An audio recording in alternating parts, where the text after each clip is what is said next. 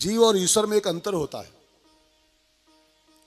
जीव का संसार में जन्म होता है और ईश्वर का संसार में अवतार होता है। अब जन्म में और अवतार में फर्क क्या है? जीव का जन्म और ईश्वर का अवतार। देखिए, जन्म में जीव की मजबूरियां होती हैं भाई बहनों। जीव चाहे न चाहे, जीव की इच्छा हो न हो, उसको संसार में पैदा ही होना पड़ेगा। क्यों? क्योंकि हमारे आपके पीछे बहुत कुछ लगा है। तमाम कर्मों की फाइलें हैं, तमाम हमारे पुण्य पाप हैं पीछे, हमारी वासनाओं का एक पूरा जाल पीछे लगा हुआ है। आप न चाहो तब भी आपको, रामायण में एक चौपाई है, परबस जीव, परबस जीव और सबस भगवंता।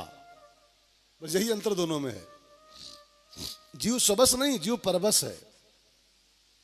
जीव के पीछे कर्मों के फल हैं, वासनाओं के फल हैं, जीव का प्रारब्ध है, जीव की तमाम फाइलें हैं जन्मों जन्मों की। तो उन सब के आधार पर हमारा आपका जन्म होता है। जैसे पीछे कर्म किए थे वैसा फल देगा भगवान, जो बोएगा वही पाएगा। लेकिन ईश्वर पर यह सब लागू नहीं होता है। ईश्वर ने गीता में, भगवान ने कहा है, न मे कर्म फलान लिम्पन्ति, मेरे ऊपर कोई कर्म फल लागू नहीं होता है, क्योंकि मैं कोई कर्म करता ही नहीं हूं। इसको जरा समझ के सुनिएगा, भगवान कोई कर्म नहीं करते हैं। भगवान जो कुछ करते हैं वो लीलाएं होती हैं, लीलाएं। और जीव सब कर्म करता है। जिसके पीछे फल इच्छा लगी हो, जिस कर्म के पीछे फल की इच्छा लगी हो, और जिस कर्म के पीछे कर्म अभिमान का मैं लगा हुआ हो, वो सब कर्म कहलाता है। वो सबका पेमेंट बनता है। अब मेरी बात समझिएगा, जिस कर्म के साथ दो चीजें फिट हैं उसका फल बन जाएगा तुरंत ही। एक कर्म का अभिमान मैंने किया, और दूसरे इसका फल मुझको मिलना चाहिए। ये दो चीजें जहां लगा दोगे वही कर्म आपका बंधन बन जाएगा। लेकिन भगवान जो करते हैं, इन दोनों बीमारियों से मुक्त कर्म करते हैं। न उनमें कर्म का अभिमान होता है और न उनमें कर्म फल की इच्छा होती है। इसलिए भगवान ने कहा है, मैं कोई कर्म नहीं करता हूं, मैं सब लीलाएं करता हूं केवल। तो जीव के साथ कर्मों के फल जुड़े हुए हैं, उसकी मजबूरी है, उसको पैदा होना ही पड़ेगा। लेकिन भगवान के साथ कोई मजबूरी नहीं है। भगवान तो, उनकी मौज है, जब चले आते हैं टहलने के लिए, संसार उनका है। आपने कल एक दोहा सुना था, निज इच्छा निर्मित तनु माया गुण गोपार। इसका अर्थ क्या है? जीव का जो देह बना है, तन, ये निज इच्छा से नहीं बना है। अगर आपकी इच्छा से देह पैदा होती तो आप अंबानी क्या पैदा हो लेते? सोचिए, अगर आप अपनी इच्छा से दुनिया में पैदा होते होते तो अंबानी क्या पैदा हो लेते आप? नहीं, हम मुकेश के बेटा बनेंगे, धीरू भाई क्या पैदा होंगे। लेकिन आपके जन्म के पीछे आपकी इच्छा काम नहीं करती है, आपके कर्म पीछे लगे हुए हैं। वो जैसा बोए हो वैसा काटने के लिए संसार में आना पड़ेगा आपको। कोई मजदूर के यहाँ पैदा हो रहा है, कोई बीमार पैदा हो रहा है, कोई जन्म से अपाहिज पैदा हो रहा है, वो सब अपने अपने कर्मों का फल है।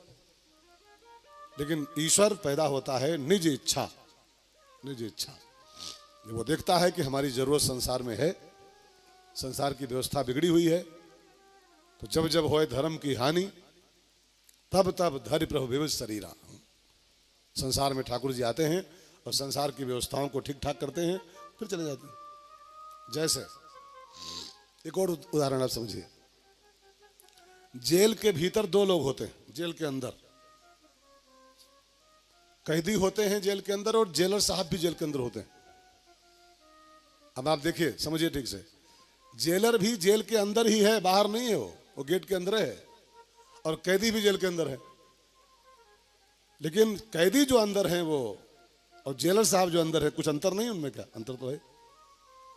जो कैदी अंदर है अपने कर्मों का फल भोग रहे हैं, और जो जेलर साहब अंदर है वो जेल की व्यवस्था संभाल रहे हैं, जेल के सिस्टम को ठीक कर रहे हैं।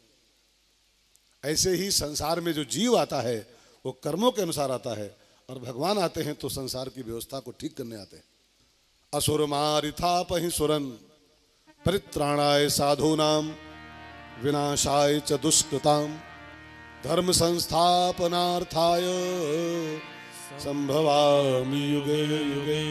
मैं संसार की व्यवस्था को ठीक करने आता हूं, केवल बस आता हूं, व्यवस्था ठीक करके फिर निकल लेता हूं।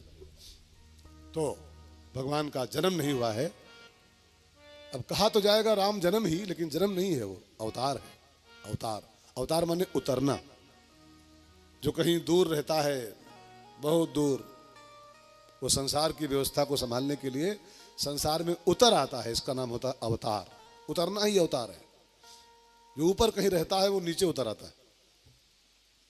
अपनी कक्षा से नीचे उतरना, इसका नाम अवतार होता है।